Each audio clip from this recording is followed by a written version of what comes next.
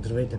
В това видео ще ви обясним какъв по-различен ремонт направихме на този автомобил. Автомобила Alfa Romeo Spider, като дойде при нас с проблем в хидравличната система. Проблема се изразяваше шум и виене при въртене на волана, следствие на неправилна циркулация в разширителния след. Тази неправилна циркулация идваше вследствие на засмукване на въздух през смукателния маркуч, червения, който го виждате. Тук става син. Оригиналния от NBR, най-обикновена гума, масло устойчива.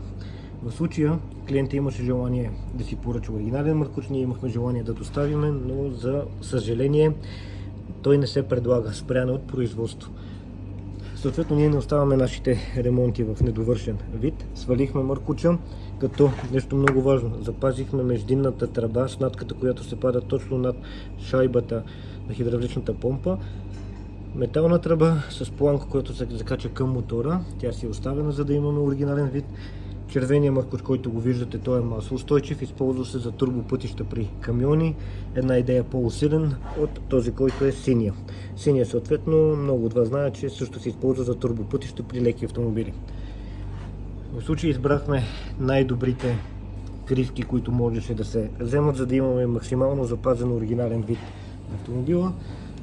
Допълнително сменихме разширителния съд с оригинален.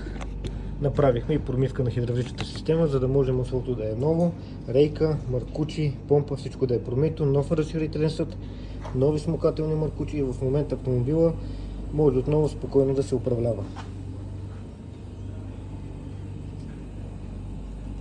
Това е от нас, до скоро!